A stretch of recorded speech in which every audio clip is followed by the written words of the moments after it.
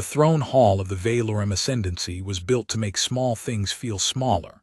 Its ceiling had been carved from a single slab of blue-veined stone hauled down from the polar mountains, and it hung so high overhead that clouds of incense smoke lost themselves in the dark before they ever reached it. The columns were the width of river barges. The floor was a mirror of black glass in which every courtier could watch a distorted, flattering version of themselves walk toward the dais. Everything in that room had been designed by dead architects to remind the living exactly where they stood in the great order of the empire.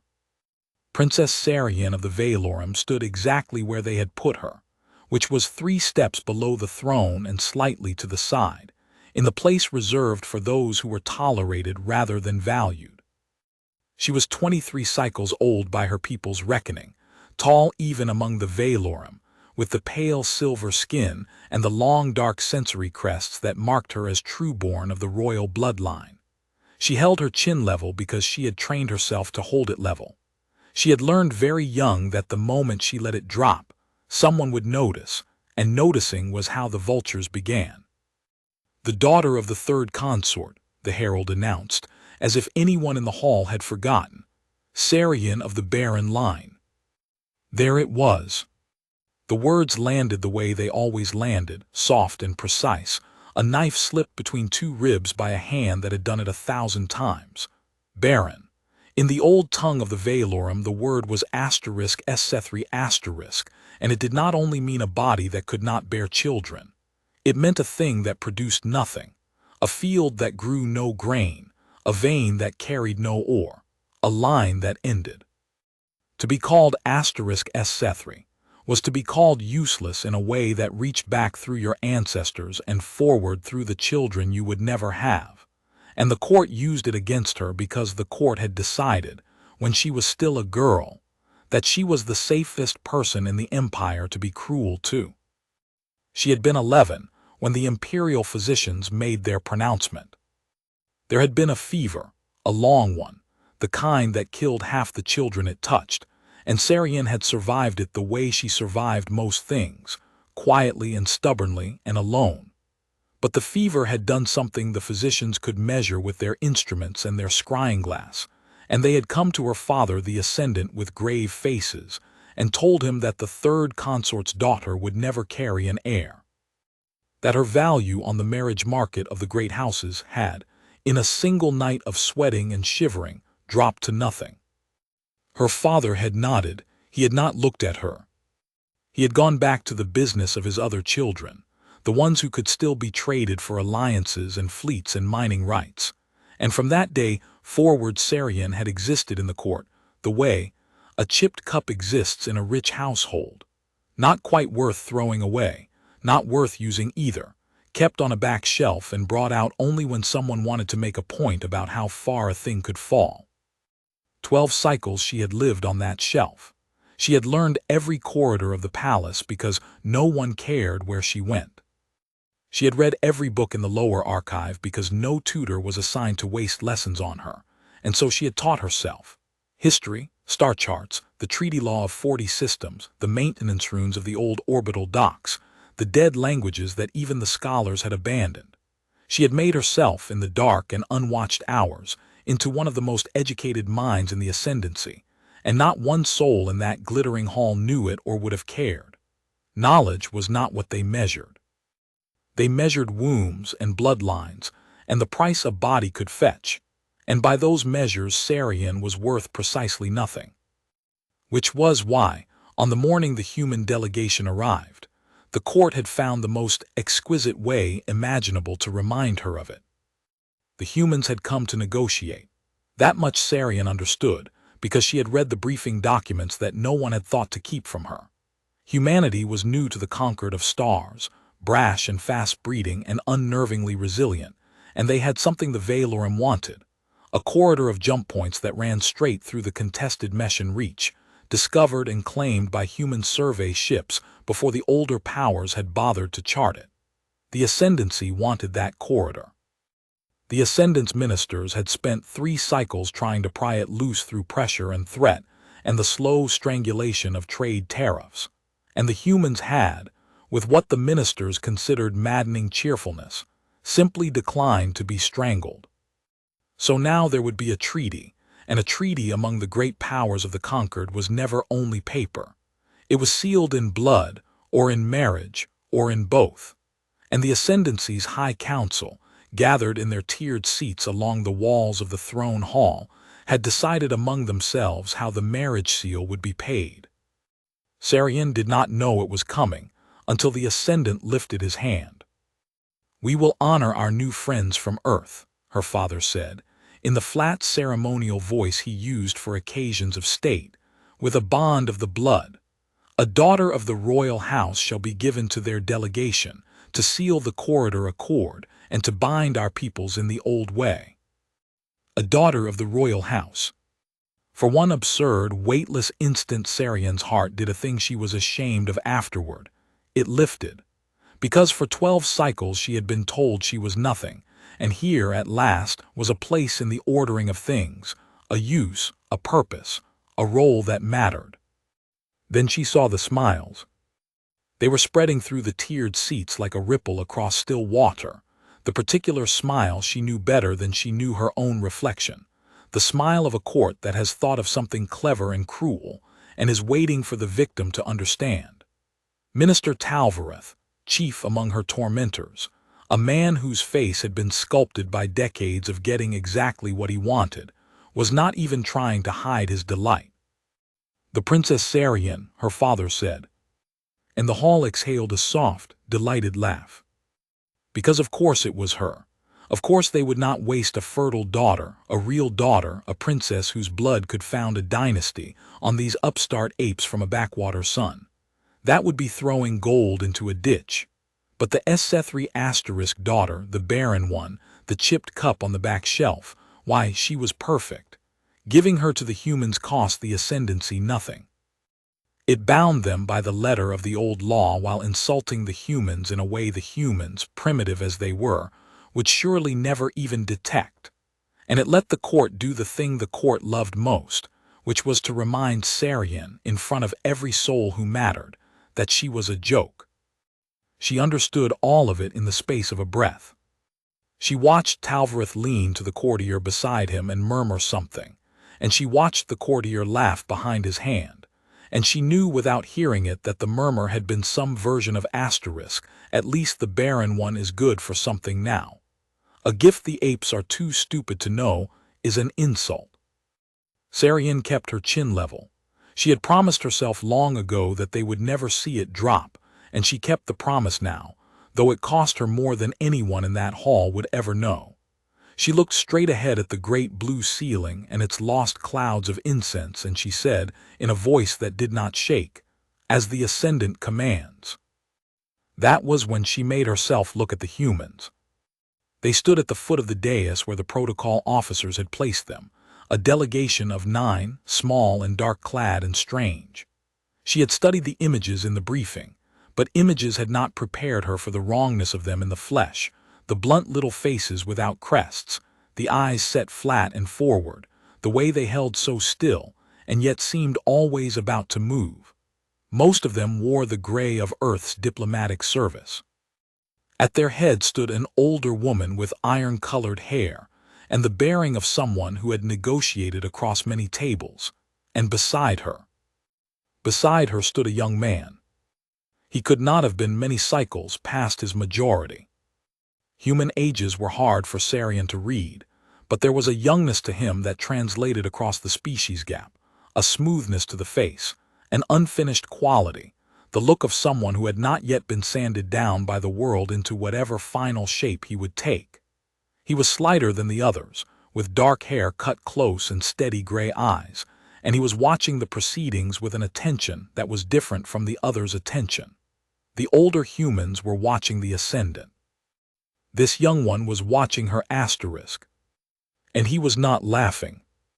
That was what struck her in that first moment, and what she would remember long afterward when she tried to find the seam where her whole life had begun to change.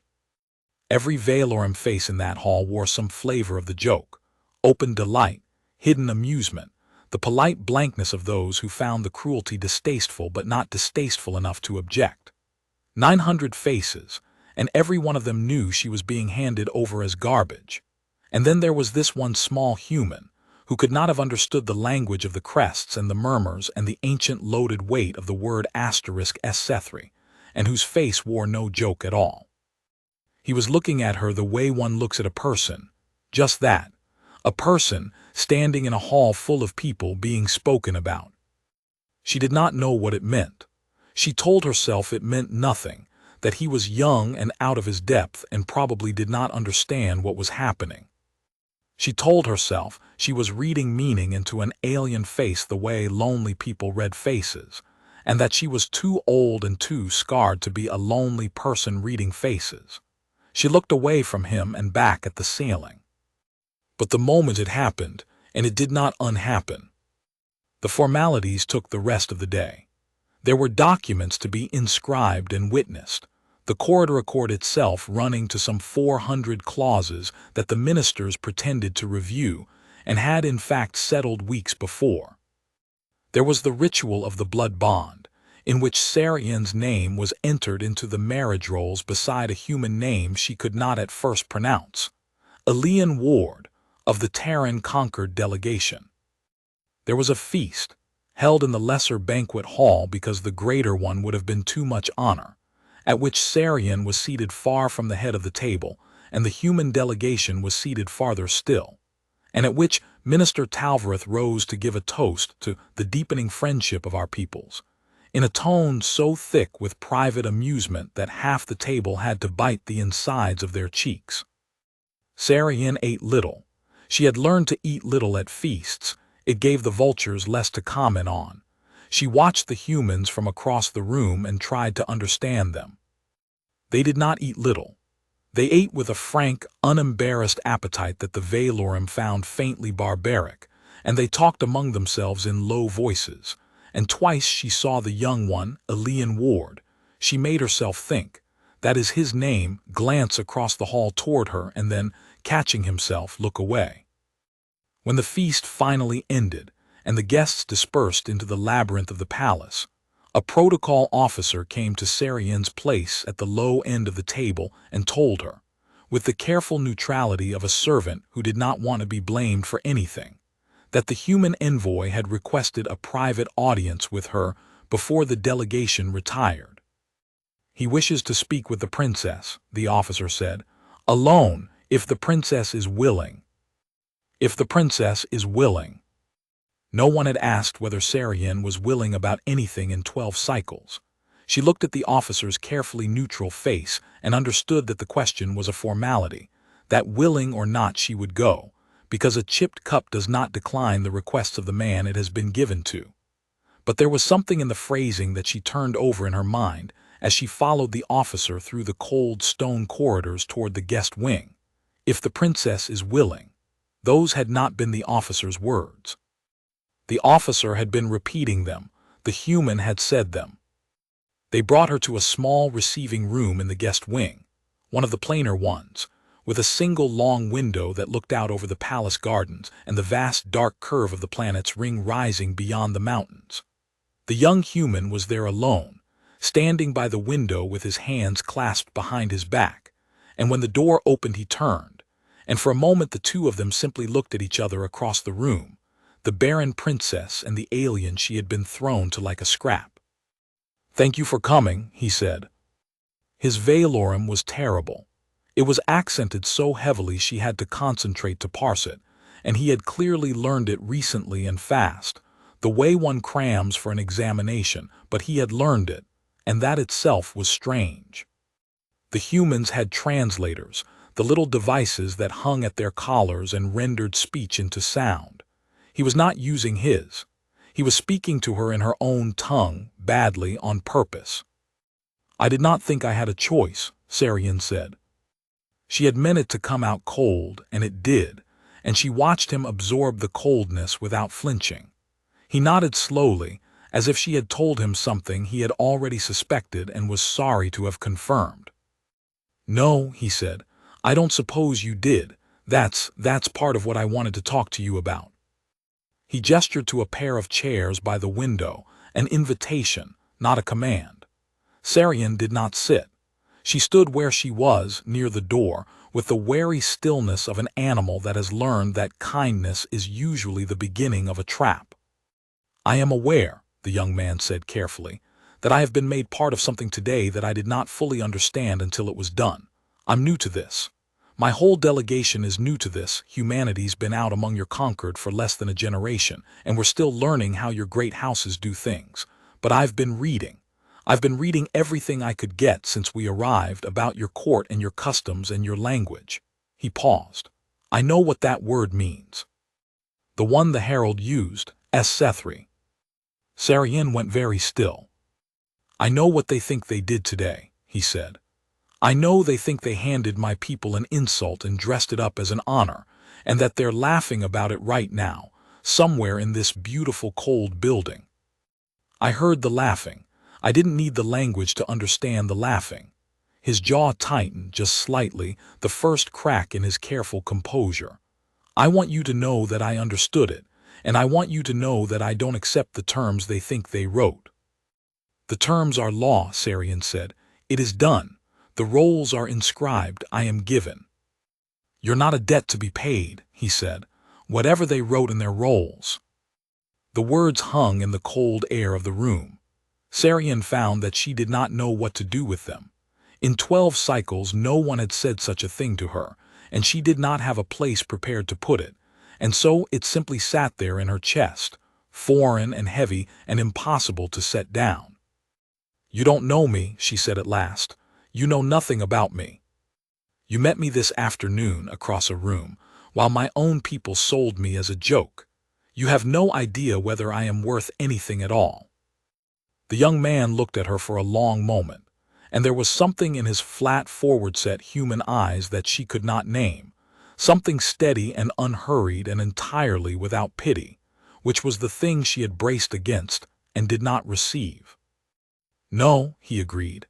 "I don't know you, not yet, but I know that a court doesn't spend that much effort humiliating something worthless.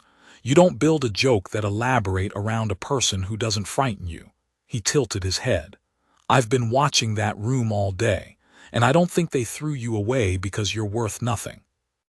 I think they threw you away because they never once bothered to find out what you're worth. Those aren't the same thing. Where I come from, they're not even close." Serayin did not sleep that night. She lay in the narrow bed of the chamber that had been hers since childhood, in the forgotten upper reaches of the palace, where the heating runes had long since been left to fail, and she stared at the ceiling and turned the young human's words over and over until they were smooth as river stones. "I don't think they threw you away because you're worth nothing. I think they threw you away because they never once bothered to find out what you're worth." She wanted to hate him for it. It would have been easier to hate him. A kind stranger was more dangerous than a cruel one, because a cruel one confirmed what you already believed about the world, and a kind one asked you to risk believing something else. She had built 12 cycles of survival on the certainty that no one would ever come to lift her off the shelf, and here was this boy, because he was barely more than a boy, whatever his rank, telling her the shelf had been a lie. She decided she would not trust him. That was the safe decision, the one that could not hurt her, and she made it firmly and lay in the dark, feeling the cold seep up through the failed runes in the floor. By the terms of the accord, the human delegation was to remain at court for 40 days, while the court transfer was ratified system by system. And during those 40 days the marriage bond was to be, in the words of the treaty, honored and observed. What that meant in practice was vague, deliberately so. The ministers had assumed the humans would not care, would take their pretty Barren princess and their jump corridor and go home, and no one had troubled to define how a Valorum human marriage was actually to be conducted.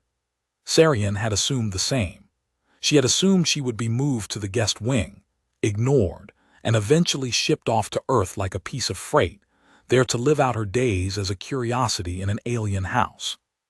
What actually happened was that, on the first morning, Elian Ward asked her to teach him. He came to find her himself, which no one of rank ever did. Rank sent servants, and he found her in the lower archive, which was where she always was when the court did not require her presence, which was almost always. She was seated among the dead languages with a scrying lamp and a stack of crumbling treaty scrolls, and she looked up to find the young human standing between the shelves in his plain gray clothes, looking around at the vast dim room with an expression of undisguised wonder. "They told me you might be here," he said. "The servants. They said the *S*3 princess is always in the old library." He said the cruel word plainly, without malice, the way you might repeat a slur you refuse to let land. "I didn't know your court had a place like this. It's bigger than the Alexandria reconstruction." "No one comes here," Serayin said. "That is why I come here." "May I?" He gestured at the space, at the shelves, at the scrolls, asking permission. In her own family's archive, asking her permission. She should have sent him away. Instead, she found herself saying, "The court has assigned you nothing to do for 40 days. You will be bored." "I'd rather not be bored," he said, and came to sit across the reading table from her, uninvited but not unwelcome, and that was how it began. He wanted to understand the Valorum, he told her, and not the way the ministers wanted him to understand them, which was as obstacles and levers and clauses. He wanted to understand the deep grammar of the empire, its history, its law, the old dead treaties that the current ones were built on top of, like a city built on the bones of older cities. His delegation had come to secure a corridor, but he had come, he said, because someone on Earth had decided it was worth having one person in the room who was trying to learn the Valorum as people rather than as a problem. And that person had turned out to be him, the youngest and least important member of the mission, because the youngest and least important member was the only one with time to read. "They don't think much of me either," he admitted, with a wry twist of the mouth that Serayin was slowly learning to recognize as a human smile. "I'm here because my aunt runs the delegation and it looked bad to leave me home. I'm the boy they brought along. So," he spread his hands, "I thought I'd make myself useful. And it turns out the most useful person in this entire palace, the one who actually knows how everything works, has been sitting in the basement where nobody looks." Serayin did not answer that.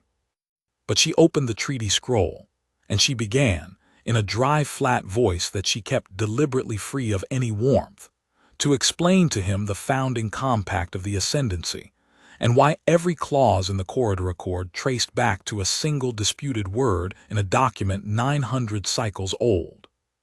She had meant to give him 10 minutes. She talked for 4 hours. She had never in her life had someone to talk to about the things she knew. She had gathered her enormous, useless hoard of knowledge alone, in silence, hearing her own thoughts only in her own head, and she had assumed she always would. But the young human listened. He listened the way she had always imagined, in her most private and shameful daydreams, that someone might one day listen, with his whole attention, leaning in, stopping her to ask questions that were not stupid, that were in fact sometimes so sharp they made her reconsider things she had thought settled. When she explained the disputed word, he did not simply nod along. He said, "But wait, if that word could mean either passage or possession, then the whole mission claim rests on a translation choice, doesn't it? Your ministers have been arguing from a position that a first-year linguist could dismantle." Serayin stopped. She looked at him across the table, at his young, unfinished face and his steady gray eyes, and she felt something shift in her chest, something old and rusted turning over for the first time in a long while. "Yes," she said slowly, "that is exactly what it means. I have known it for 6 cycles. I told a minister once when I was 17, and he had me removed from the room for speaking above my station." "Your ministers," Elian said, "are idiots."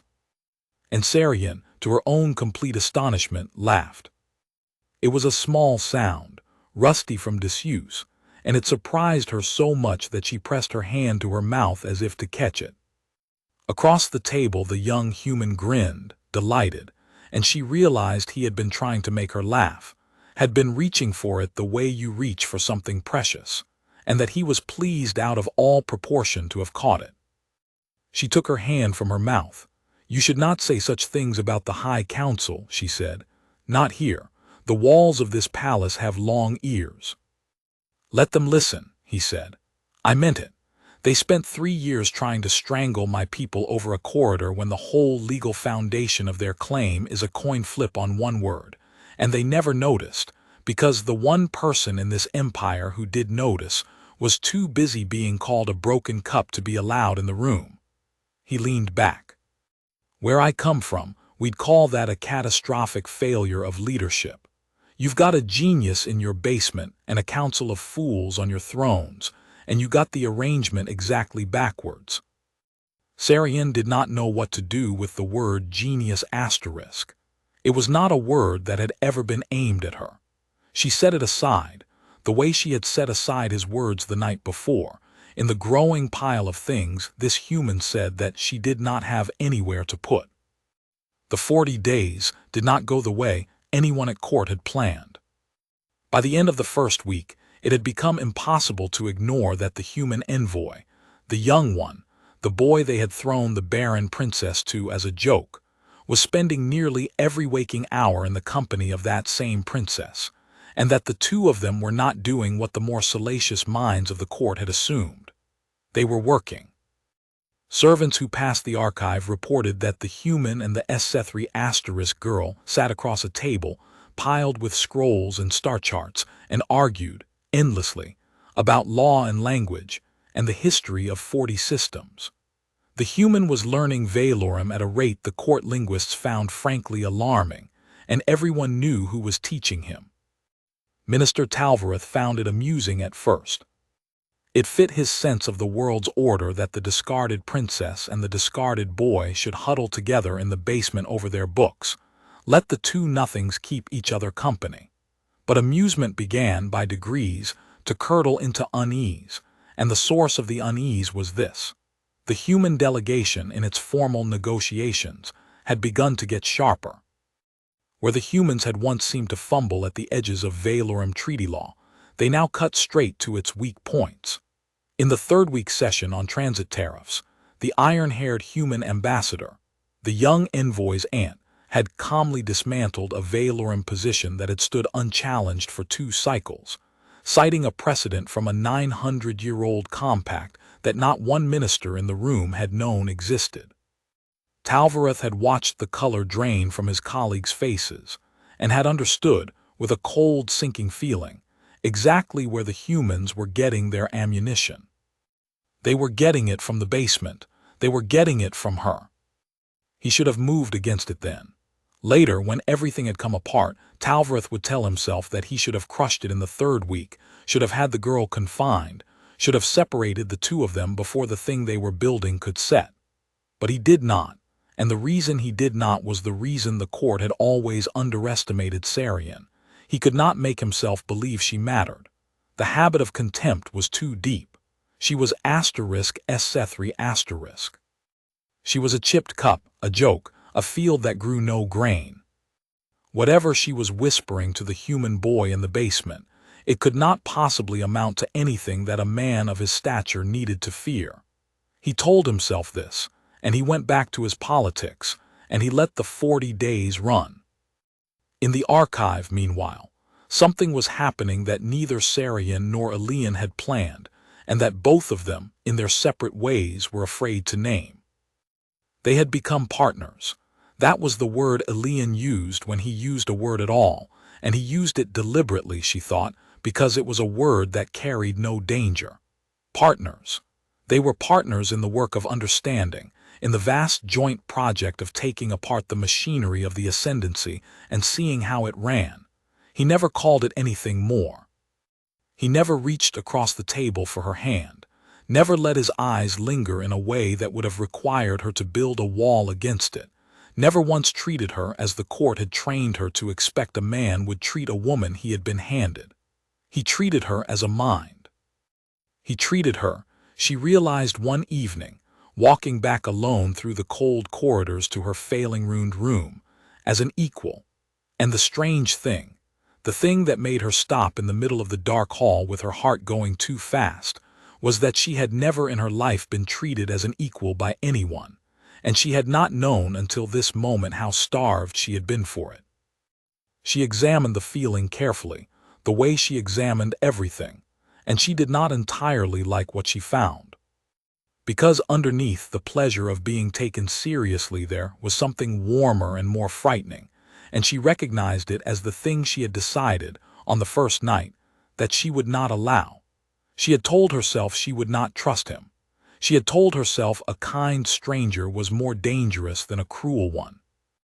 And she had spent 7 days breaking that resolution 1 hour at a time, sitting across a table from an alien boy who laughed at her jokes and called her a genius and looked at her always, as if she were a person standing in a room and not a debt someone else had paid. On the 10th day, he asked her about the runes. They had been talking about the old orbital docks, the ones in high geostationary anchor that had ringed the capital world for 1,000 cycles and that were, Serayin knew, slowly dying. She had studied them. She had studied everything. She knew that the maintenance runes that governed their ancient machinery had been failing for generations, that the guild that once tended them had dwindled to a handful of old men who guarded their secrets and did nothing with them, and that no one at court cared, because the docks still functioned well enough and the great houses had newer stations to preen in. "How bad is it," Elian asked, "the docks if they're failing?" "Bad," Serayin said. "The upper anchoring has lost 4 of its 9 stabilizer nodes in my lifetime. When the 5th goes, the ring's orbit will begin to decay, and when it decays far enough it will come down. Not soon, but not never, and when it comes down it will come down on the capital." She said it flatly, the way she said everything, but he was learning to hear the things underneath her flatness now, and he heard this one. "Does the court know?" "The court knows the docks are old and quaint, and that the guild is a nuisance that keeps asking for funds. The court does not know the ring is dying, because no one who knows how the runes work has ever been allowed to stand in a room where a minister might listen." She looked at him. "I know how the runes work. I taught myself, from the guild's own dead grammars in this room when I was 15, because there was a book here and no one to stop me reading it. I could stand in front of the entire High Council and tell them precisely which node will fail next and precisely how long they have to fix it before a 1,000-year-old station falls out of the sky onto their heads." Her mouth twisted. "And they would have me removed for speaking above my station." Elian Ward was quiet for a long moment. Then he said, in a voice that had gone very careful, "Serayin, what if we made them listen?" The plan they built over the following days was simple in its shape and dangerous in its execution, and it belonged to both of them in a way that made it impossible, afterward, to say whose idea any particular part of it had been. Elian's contribution was leverage. The human delegation had a standing invitation to petition the High Council on matters affecting the safety and prosperity of the joined peoples, a clause his aunt had insisted on inserting into the accord precisely because human diplomats never trusted a door they could not, at need, put a foot in. That clause gave Elian the right to request a formal audience before the full council. It did not give Serayin any such right. She was a princess of the Barren line, tolerated, unvalued, forbidden by every unwritten law of the court from speaking to the council unbidden. But if the human envoy requested the audience, and if the human envoy chose to bring an advisor, and if that advisor happened to be the Valoran princess to whom he was bound by the very treaty the council had signed, then the letter of the law would let her into the room. And once she was in the room, they could not unhear what she said. Serayin's contribution was the truth. She spent 4 days assembling it, the failing node projections, the orbital decay mathematics, the guild's own suppressed reports going back 200 cycles, all of it cross-referenced and diagrammed and made undeniable. She worked with a focus that frightened her a little, because she recognized in it a hope she had sworn off, and hope was the most dangerous thing she knew. But she could not stop. For the first time in her life, she was building something that mattered with a partner who believed it mattered, and the pull of that was stronger than any wall she had ever built. "They'll try to silence you," Elian warned her the night before. They were in the archive late, the scrying lamp burned down to a low blue glow. "The moment they realize what you're going to say, Talvareth especially, he'll try to have you removed for speaking above your station, exactly like before." "I know. So we don't give him the chance." Elian leaned forward. "I request the audience, I open it. I speak first in Valorum badly, but in Valorum, so the whole council knows I understand every word they say and can't hide behind their own language.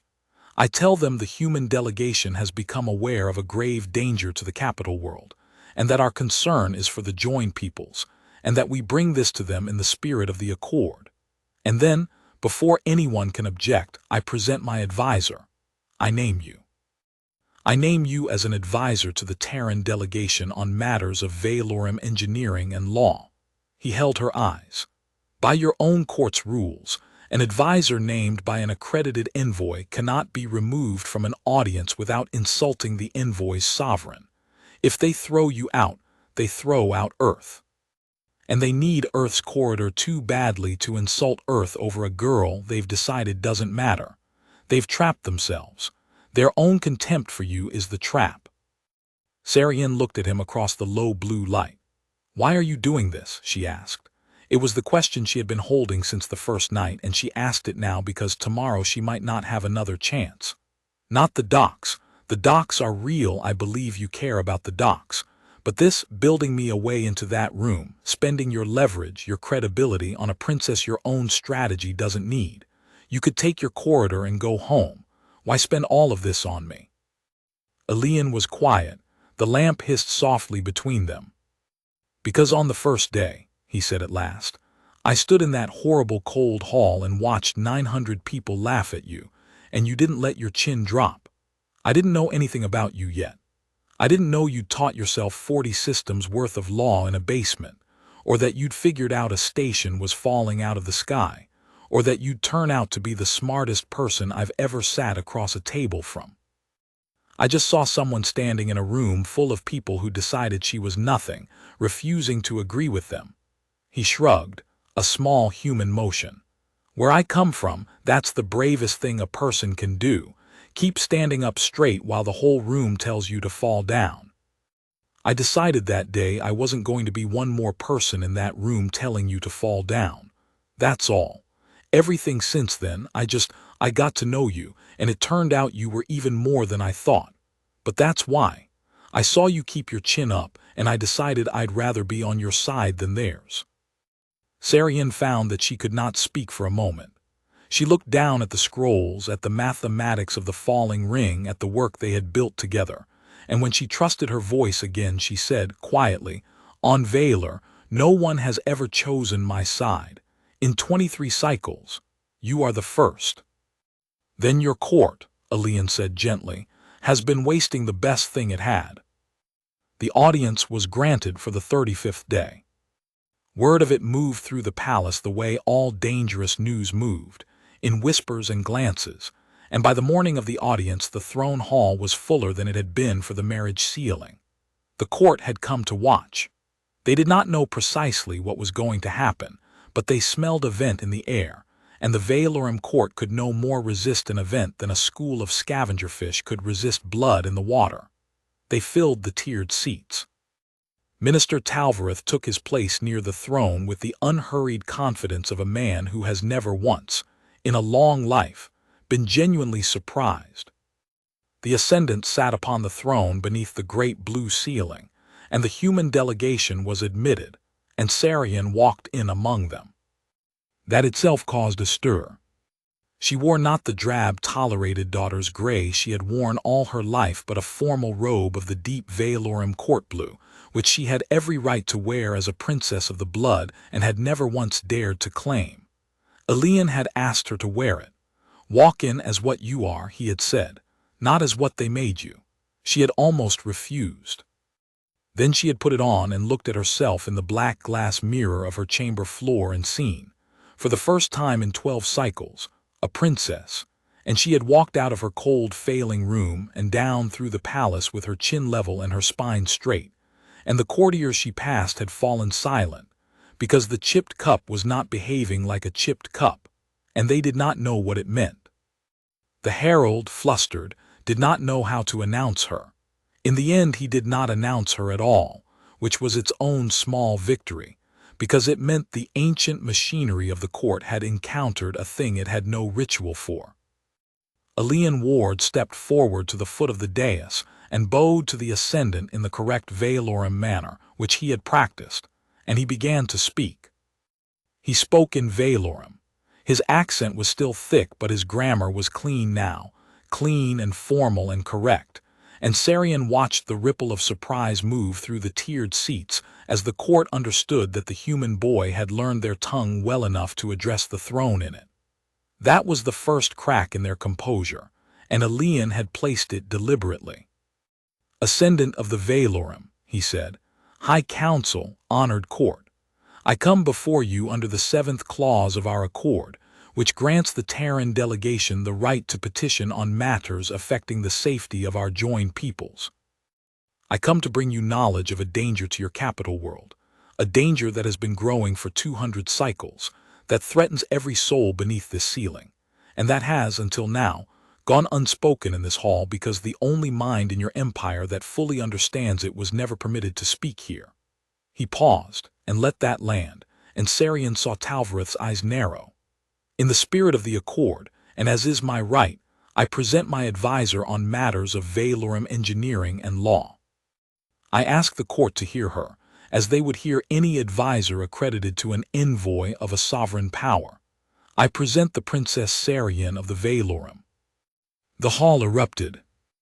It was not a loud eruption. The Valorum court did not shout, but it was an eruption nonetheless. A hiss of indrawn breath and murmured outrage and crests flaring silver all along the tiered seats. A princess of the Barren line, presented as an asterisk advisor asterisk, given standing to address the throne, it violated 100 unwritten laws at once. And Talvareth was already rising, already lifting his hand, already opening his mouth to say the words he had said to her once before, the words that had worked every time for 12 cycles. "Remove her, she speaks above her station." "Minister Talvareth," Elian said, in clear ringing Valorum, before the older man could speak, "I would remind the honored council that the princess is presented as an accredited advisor to the Terran delegation. To remove her from this audience is to remove the voice of Earth from this hall. My sovereign would be gravely insulted to learn that her envoy's chosen advisor was cast out of your court like a servant. I trust the ascendancy does not wish to insult the Terran conquered over a matter of who is permitted to speak." He smiled thinly, and the smile was not a young man's smile at all, especially not while the corridor transfer remains, as I understand it, only 2 systems from complete. Talvareth's hand stopped in the air. Serayin watched him understand the trap. She watched it move across his sculpted face, the slow, cold recognition that the human boy had boxed him in with his own court's rules, that to silence her now was to spit in the face of the very power the ascendancy had spent 3 cycles trying to bind, that the contempt which had let him ignore her for 12 years had become, in this single moment, the hinge on which the whole trap swung shut. If she had mattered to him, he would have watched her more carefully. Because she had not mattered to him, he had never imagined she could become a blade. And now the blade was at the throne, and it was his own hand, and his own contempt that had carried it there. Slowly, Talvareth lowered his arm and sat. "Let the advisor speak," the ascendant said, and his flat ceremonial voice had a crack of confusion in it, because he was looking at his barren daughter in her court blue robe, and he did not recognize her. Serayin stepped forward. She had rehearsed this moment 100 times in the dark, and in every rehearsal her voice had shaken. It did not shake now. She stood at the foot of the dais where they had once handed her over as a joke, and she looked up at the great blue ceiling with its clouds of lost incense, and she began to speak, and her voice filled the hall.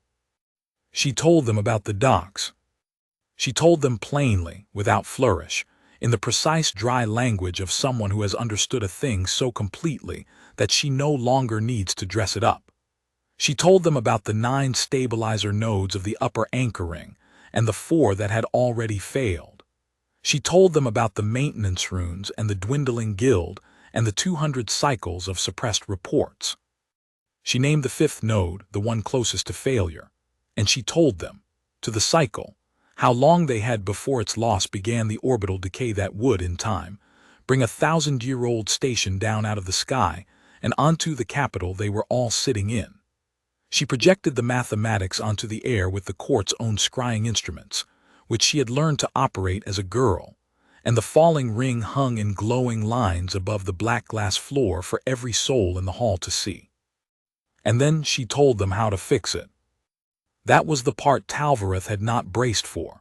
He had braced, in the moment he understood he could not silence her, for an accusation, for the Barren princess to use her one stolen moment to shame the court that had shamed her. He would have known how to survive an accusation. What he did not know how to survive was competence, because Serayin did not accuse anyone. She simply laid out, node by node and rune by rune, exactly what needed to be done to save the capital world. Which nodes to restore first, which grammars in the guild's dead books held the repair sequences, how long the work would take and what it would cost and why it would work. She had solved it.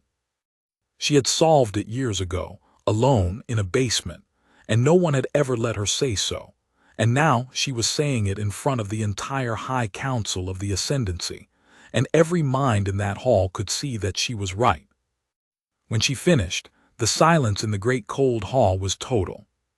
The falling ring turned slowly in the air above them, its glowing lines describing the death of everything they had built, and beside it hung her solution, clean and complete, and 900 courtiers who had spent 12 cycles calling this woman a chipped cup sat in absolute stillness, and understood, all at once, that they had been wrong about her for her entire life. The silence did not last, because a court like the Valorums could not tolerate silence for long. Silence was a vacuum, and vacuums in that hall were filled by whoever moved fastest. Talvareth moved fastest. "A pretty presentation," he said, rising smoothly, spreading his hands to the tiered seats as if to gather them back to him. Diagrams and mathematics projected with the court's own instruments, no doubt with the help of our human guests.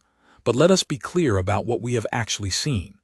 We have seen the daughter of the 3rd consort, a girl with no standing, no training, no seat on any technical guild, stand before the throne and claim to understand the anchorings better than the guild masters who have tended them for 1,000 cycles. Are we to believe this? Are we to overturn the wisdom of centuries because, he let the pause do its work? Because a Barren princess has spent her idle hours reading in a basement? It was well done. Serayin had to grant him that, even as the old cold shame reached up to close around her throat. He had reached in his desperation for the one weapon that had never failed him, her worthlessness. He was reminding the hall of what she was, invoking the whole weight of 12 cycles of contempt, betting that the court's habit of dismissing her ran deeper than the evidence hanging in the air above their heads. And she felt the room begin to tilt his way, felt 900 courtiers reach gratefully for the familiar comfort of the joke, because the joke was easier than the terrifying possibility that they had been fools about her for her whole life. She opened her mouth to defend herself, and she knew, even as she did, that it was the wrong move, that to argue her own worth was to concede that it was in question, that a person forced to prove she is not a joke has already half lost. But Elian spoke first. "Minister," he said, and his voice was quiet now, quiet and level and carrying, "may I ask the guild masters a question?" The abruptness of it stopped Talvareth. The ascendant, still staring at his daughter with that crack of confusion in his face, waved a hand, and the 3 surviving masters of the Anchor Guild were brought forward, 3 old Valorum, ancient and stooped, who had spent their long lives tending machines they no longer fully understood, and who looked terrified to be standing in the throne hall at all. "You've heard the princess's projection," Elian said to them, gently in his careful Valorum. "You've heard her name the fifth node and give the decay timeline and describe the repair sequence out of your own guild's grammars. I'm not an engineer, I can't tell you whether she's right, but you can." He looked at the oldest of them, a man so aged his crests had gone the white of frost. "Is she right? Not whether she's permitted to know it, not whether it's proper for her to say it, just is she right? Yes or no, your capital is under that ring." The old guild master looked at Serayin. He looked at the falling ring turning in the air, and at the clean, bright solution hanging beside it, and something moved in his ancient face, recognition and shame, and a kind of terrible relief, the relief of a man who has carried an unbearable secret alone for a very long time and has just heard someone else, at last, say it out loud. "She is right," he said. His voice cracked on the words. He said them louder so that the whole hall could hear. "She is right, every word. He stopped, and his old hands were shaking. "We have known the ring is dying. We have known for 3 generations. We petitioned the council 40 cycles ago and were told the docks were quaint and our requests a nuisance, and we were sent away, and we have carried it since, watching the nodes fail one by one and knowing what the end would be and having no one who would listen. And now this princess, who no one would let into a room, has done in one speech what my guild could not do in 40 cycles. She is right about the node. She is right about the timeline. She is right about the repair. And if you do not do what she says, this hall and everyone in it will one day be under a falling sky." He turned, trembling, to Talvareth. "You called it a pretty presentation, Minister. I have given my life to those rings. It is the truest thing that has ever been said in this hall." The room did not tilt back toward Talvareth after that. Serayin watched it happen, watched the current of 900 minds reverse, slowly and then all at once, watched the smiles die and the crests go still, and the faces turn toward her with an expression she had never once seen aimed at herself in 23 cycles. It was not affection.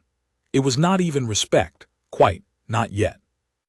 It was awe, the naked, startled awe of people who have just discovered that a thing they stepped over every day was gold, and it filled the hall like a rising tide, and Talvareth stood in the middle of it with his sculpted face gone slack, and understood that he had lost. He made one last attempt, because men like Talvareth always did. "Even so," he said, "even if the danger is real, this is a matter for the guild and the council. It is not the place of the third consort's daughter to." Minister Talvareth, it was the ascendant. The old ruler had risen from his throne. He was looking down at Serayin, and the confusion had gone out of his face and been replaced by something harder to name, something that might, in a lesser man, have been the beginning of shame. When he spoke, his flat ceremonial voice was very quiet, and the whole hall strained to hear it. 12 cycles ago," the ascendant said, "the physicians told me that my daughter Serayin would bear no heir, and from that day I permitted this court to treat her as a thing of no value. I permitted it. I did more than permit it, I taught it, by looking away from her, by leaving her to the basement and the shelf and the cruelty of small men." He looked at Talvareth without warmth. "I told myself she was worth nothing because she could found no dynasty. And today my worthless daughter has stood in this hall and saved the lives of everyone I love, everyone in this room, every soul on the capital world, with knowledge she gathered alone, unhelped, while we laughed at her." His jaw worked. "I have been the greatest fool in my own empire, and I will not compound the folly by pretending now that I do not see what is in front of me."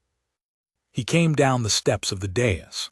900 courtiers watched, breathless, as the ascendant of the Valorum descended to the floor where his barren daughter stood in her court-blue robe and stopped before her, and did a thing that had no ritual, that the ancient machinery of the court had no ceremony for, because it had never once been needed. He bowed to her. Not the shallow inclination of a superior acknowledging an inferior. A full bow, the deep formal obeisance that a Valorum gave only to one whose worth exceeded his own, and he held it in front of the entire court for a long and terrible and wonderful moment. "Forgive me," the ascendant said, straightening. "I measured you with the only instrument I had, and the instrument was broken, and I blamed you for the reading. That was my failure, not yours. It was always my failure." He turned to the hall, and his voice rose to fill the great cold room. "Hear the will of the ascendant. The Princess Serayin is named Warden of the Anchorings, with full authority over the guild and the resources of the capital, that she may do the work she has described and save us from our own long blindness. And let it be inscribed in the rolls, beside the record of her marriage, that on this day the ascendancy discovered it had thrown away its finest mind, and had the wisdom, at least, to pick it up again before it was lost forever." Serayin stood at the foot of the dais where they had once handed her over as a joke, and she could not speak, and for the first time in 12 cycles her chin was not level, because she had lifted it. She was looking up at the ceiling, at the lost clouds of incense in the high blue dark, so that the whole court would not see the water standing in her eyes. She had spent her life refusing to let them see her fall. She would not let them see her weep either, not from this, not from being seen at last. That belonged to her. When she looked down again, her eyes were dry, and she found Elian Ward standing a little apart at the edge of the human delegation, watching her with a quiet, steady pride that had nothing of ownership in it, nothing of asterisk look what I made asterisk, only look what you are. He had not stepped forward to share the moment. He had given it to her entire. He caught her eye across the hall and made the small, wry twist of the mouth she had learned to read, and she understood what it meant.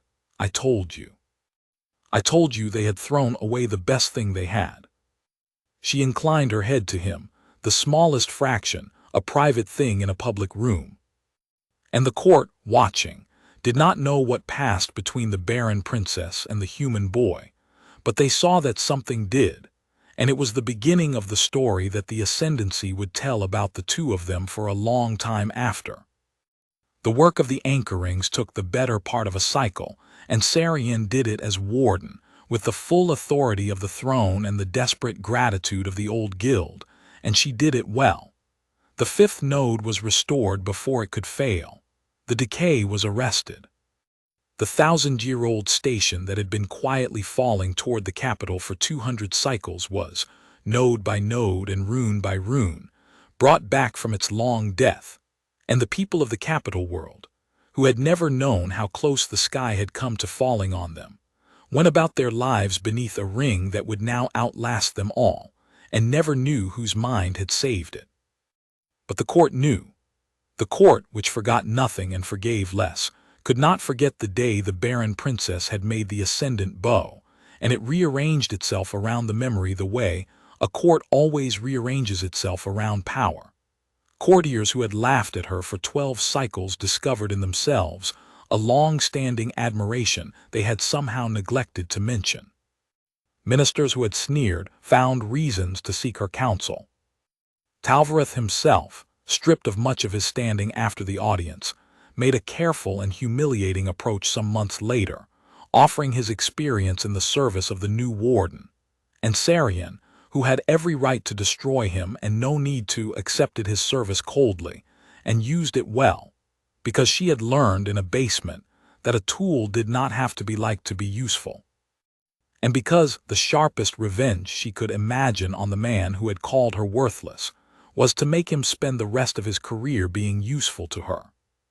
She changed in that cycle. Not in the way the court told itself she changed. The court believed it had discovered a hidden princess, a jewel merely overlooked, and it was comfortable with that story because it required the court to admit only an error of perception, not an error of soul. But Serayin knew the truth was harder. She had not been a hidden jewel. She had been a real person, thrown away, who had built herself in the dark out of stubbornness and loneliness, and the refusal to agree that she was nothing, and who had been rescued not by the court's belated recognition, but by a single human boy who had looked at her across a room full of laughter and decided, for no reason the court could measure, to be on her side. That was the part the court could not see, and the part that mattered most. And it was to that part that Serayin's mind returned, again and again, through all the long work of the rings. There was a moment, midway through the great work of the rings, that Serayin would remember for the rest of her life, and it had nothing to do with the court and everything to do with the man she had not yet admitted she loved. The restoration of the fifth node had required someone to go up. The repair runes could be prepared on the ground, in the archive, from the guild's dead grammars. That part Serayin could do and did better than anyone alive. But the runes had to be inscribed in place, in the freezing airless dark of the anchoring itself, on the failing node 2,000 leagues above the capital, and the old guild masters were too frail for the climb and too few, and the younger guild hands had never been taught the deep sequences, because the guild had been dying for so long that its teaching had died first. There was, in the end, only one person in the empire who both knew the runes and was young enough and strong enough to go up and cut them into the metal with her own 2 hands. There was only Serayin. The court was scandalized. A princess of the blood, the newly named warden, ascending to the ring in a worksuit like a common guild hand, risking her life in the dark. It was unseemly. It was beneath her. Half the council petitioned her to send someone else, anyone else, and Serayin listened to all of it with the flat patience she had perfected over 12 cycles of being told what was and was not beneath her. And then she went up anyway, because the ring did not care about seemliness, and neither, any longer, did she. Elian went with her. He had no business up there. He was not an engineer, not a guild hand, not Valorum. He could not read the runes or cut them or do anything at all to help with the actual work. But when the transport shuttle was prepared, he was simply on it, in a borrowed worksuit 2 sizes wrong for him, and when she looked at him with a question in her face, he said, "You're not going up there alone. Not to hang in the dark 2,000 leagues over the planet with nobody but a court that spent 12 years hoping you'd fall. If something goes wrong, I want it to be somebody who's on your side that's floating next to you. That's all. I'll hold your tools. I'll hold the light. I'll hold my breath, but I'm coming." And so, in the freezing airless dark, with the vast blue curve of the capital world turning slow and enormous beneath them and the broken node hanging above like a dead star, the warden of the anchorings cut the deep sequences into the ancient metal with her own hands, and the human boy floated beside her the whole long while and held the light steady so she could see. He did not speak much. There was little air for speaking and less need. But every time she glanced up from the work, the light was where she needed it, and his eyes were on her, patient and unafraid, and it came to her, hanging there in the dark between the ring and the world, doing the work no one had ever let her do, watched over by the only soul who had ever thought her worth watching over, that she was, for the first time in her life, completely and simply happy. The last rune closed. The node woke. Deep in the metal beneath her hands she felt the stabilizer come back to life after 200 cycles of death, felt the great ring shudder and settle and hold, and far below her the capital world went on turning, unknowing, saved. She hung there and watched the light come on across the node light spilling gold across the dark, and beside her Elian let out a breath she felt more than heard, and reached across the freezing space between their suits, and took her gloved hand in his. They did not say anything. There was no air for it and no need. They simply hung there together in the dark above the sleeping world, 2 discarded people the Empire had thrown at each other as an insult, holding hands over a sky that would not fall because one of them had refused to let it, and that, Serayin thought, was worth more than any dynasty, any bloodline, any measure the court had ever held her against and found her wanting. Let them keep their instruments. She had found the only reading that had ever told the truth about her, and it was in the eyes of the boy holding the light. They rode the shuttle down in silence, and when they landed the guild masters wept, and the court made its speeches, and none of it touched the thing that had passed between them in the dark. That belonged to them. It was the first thing in Serayin's whole life that no one could measure, tax, arrange, or take away, and she guarded it the way she had once guarded her hidden hoard of knowledge in the basement, quietly, fiercely, and entirely for herself. The 40 days of the accord had long since passed, but Elian Ward had not gone home. His delegation had. The corridor transfer was completed on schedule, the treaty ratified system by system, and the iron-haired ambassador, his aunt, had packed up the mission and prepared to return to Earth with the great prize secured. But there had been the matter of the marriage bond, which the accord required to be honored and observed, and which had never been formally dissolved, and which now, in the strange new light of everything that had happened, no one seemed in any hurry to dissolve at all. The court, of course, had opinions. The court always had opinions. Having discovered that the Barren princess was in fact the most valuable mind in the empire, the court now considered its earlier joke to have been a catastrophic blunder in a second and entirely selfish sense. It had bound its finest asset to a foreigner, a human, a boy of no particular rank from a young and upstart world. There were murmurs that the bond should be quietly annulled now that the princess had proven her worth, that a mind like hers should be matched to a great house of the Valorum, that it was unseemly for the warden of the anchor rings to remain married to an alien envoy, who had, after all, only ever been part of a joke. The murmurs reached Serayin, as murmurs did. And one evening, near the end of the cycle, when the last of the anchor nodes had been stabilized and the great work was nearly done, she went to find Elian in the archive, where he still spent his days. He had stayed on, officially, as the Terran Concord's resident cultural attaché to the Ascendancy, a post his aunt had invented largely so that he would have a reason to remain, because his aunt was not a fool and had seen, long before either of them admitted it, where things stood. He was at their table, the same table, surrounded by the same scrolls, and he looked up when she came in with the open, unguarded gladness that had never once, in a full cycle, learned to hide itself. "You've heard the murmurs," she said.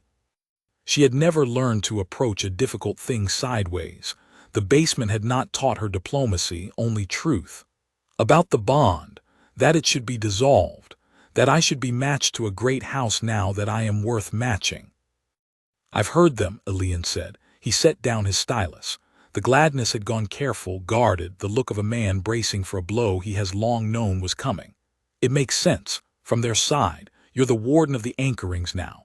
You could marry into any house in the Concord. You don't need a bond that started as an insult from a court that was laughing at you." He tried for the wry twist of the mouth and did not quite manage it.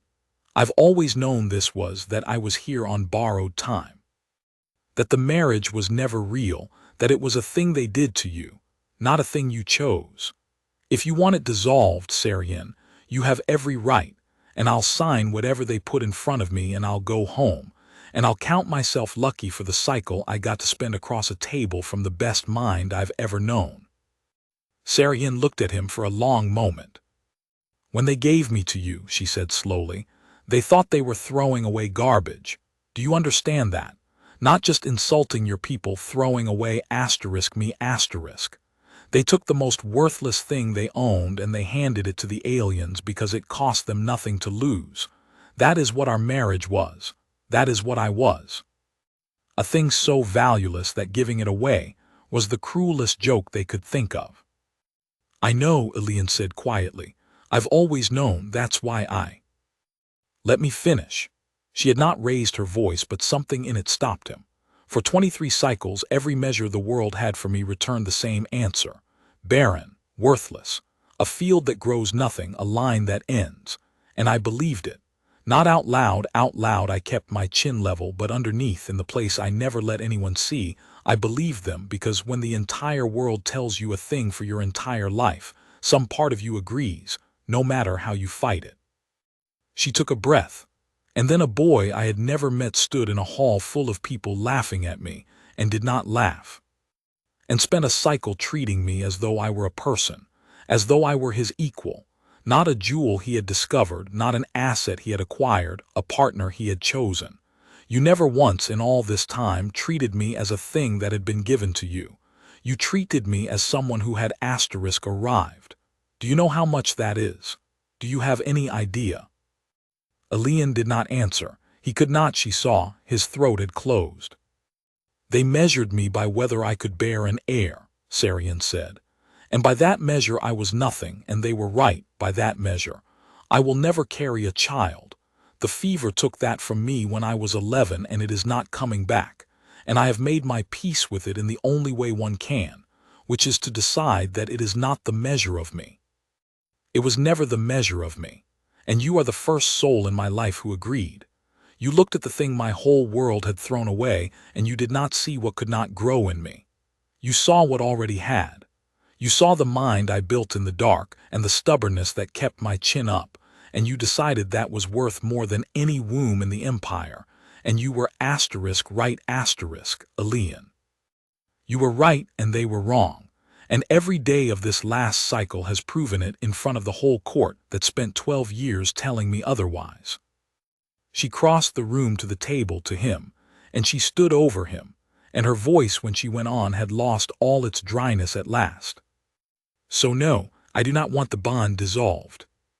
I do not want to be matched to a great house that would want me now only because I have become useful to it, that would take me the way you take a prize, the way you acquire an asset. I have spent my whole life being measured by what I was worth to other people. I will not do it again, not even now that the number has gone up. She reached out and she took his hand, the first time in a full cycle that either of them had crossed that line, and his hand was warm, and it closed around hers as if it had been waiting. I want the one person who never measured me at all, who chose my side when I was worth nothing, so that I never have to wonder whether he wants me for what I've become. You are the only proof I will ever have that I was worth something before the court decided I was.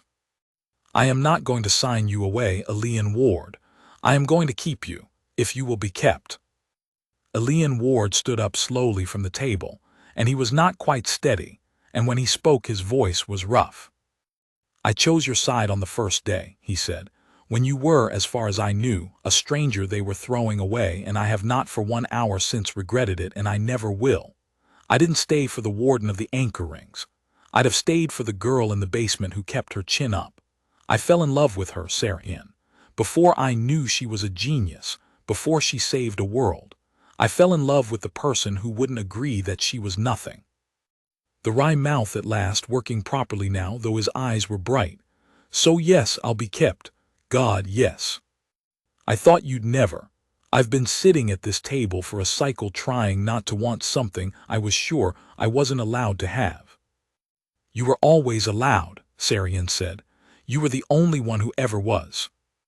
And in the low blue light of the archive that had been her prison and her refuge, and in the end, the place where she was finally seen, the Barren princess of the Valorum, and the human boy who had refused to laugh at her stood holding each other's hands across a table piled with the work they had built together. And neither of them, for a long time, said anything at all, because some things did not need to be said in any language, dead or living, human or Valorum. They were married again a season later, and this time it was not a joke. The court, which had learned its lesson in the only way courts ever learn anything, which is by being publicly and irreversibly proven wrong, through the wedding of the age. It was held in the great banquet hall this time, not the lesser one, the greatest hall, the one reserved for the highest honors, and the ascendant himself presided, and the whole glittering cruel machinery of the Valorum court turned out to celebrate the union of the warden of the anchor rings and the man from Earth. And if there was something absurd in the spectacle of 900 courtiers cheering a marriage they had arranged as an insult, Serayin found she did not mind the absurdity. She had learned to use the court's short memory the way she used Talvareth, coldly and to her own ends. Let them cheer. Their cheering was a confession, and she accepted it as one. She wore the deep court blue again, the robe of a princess of the blood, and she wore it now by right that no one in the empire would ever again dispute. And when she walked into the great hall on the arm of the young human who had chosen her when she was nothing, she did not keep her chin level out of grim endurance the way she had for 12 cycles. She held it high because she wanted to, because for the first time in her life the room was not laughing, and she looked out over the sea of faces that had once found her worthless, and she felt no triumph exactly, and no bitterness either, only a vast and quiet certainty about the difference between what a person is worth and what a frightened little court is able to measure. Minister Talvareth was there in his diminished place, and he bowed to her as she passed, low and correct, and she inclined her head to him precisely as much as protocol required and not 1 degree more, and both of them understood the exchange perfectly. Later, when the feasting was done and the court had drunk itself into sentiment, the iron-haired ambassador, Elian's aunt, who had come all the way back from Earth for the wedding, found Serayin standing apart by a tall window, looking out at the great dark ring rising over the mountains, the ring she had saved, wheeling slow and eternal against the stars. "They tried to insult us, you know," the old woman said, coming to stand beside her. "That first day, giving us the daughter they decided was garbage. My analysts were furious. They wanted me to take it as a diplomatic slight, demand a fertile princess, make a whole incident of it." She smiled, a dry human smile that Serayin now knew how to read. "I told them no. I told them we'd take the gift and say thank you, because I'd watched you in that hall standing there while they laughed, and I'd watched my nephew watch you, and I thought, that boy has better sense than my whole analysis team. He's looking at the one person in this room worth anything. And the fools are giving her to us for free." She looked out at the ring. "Best treaty I ever negotiated, and the best part of it wasn't the corridor. It was you. They handed us their finest mind as an insult, and were too proud to ever understand what they'd done. That's the thing about contempt, Warden. It blinds the one who holds it long before it hurts the one it's aimed at." Serayin looked at the ambassador, and then out at the ring turning over the mountains, and she thought about the 11-year-old girl she had been, sweating with fever while the physicians pronounced her worthless, and about the 12 long cycles on the shelf, and about the single alien face in a hall of 900 that had refused, for no reason anyone could measure, to laugh. "They measured me wrong," she said quietly. "My whole life they measured me wrong, and I very nearly believed the reading."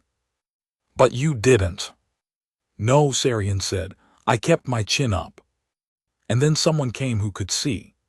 She found Elian across the hall, laughing at something with the old guild master, young and unfinished and entirely hers, and she felt the last of the old cold shame let go of her throat at last, replaced by something she had waited 23 cycles to feel and had almost stopped believing existed.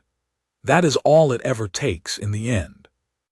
Everything they threw at me, all the cruelty and all the years, all of it undone by one person who was willing to look at what they had discarded and see what was actually there. They gave me away as garbage. And it turned out I was the most valuable thing in the room the whole time, and the only one who ever knew it was a boy from a young world who had not yet learned that he was supposed to look away." The ambassador raised her glass. "To being measured wrong," she said, "by people too small to hold the instrument." "To the ones who see," Serayin answered, and lifted her own, and across the great bright hall her husband caught her eye and smiled the wry crooked smile she loved, and beyond the tall window the ring she had saved wheeled on over the sleeping capital, holding up a sky that would not fall, not that night, not for 1,000 years, because a girl they had thrown away had refused to let it, and because one young man had refused to let them throw her away at all.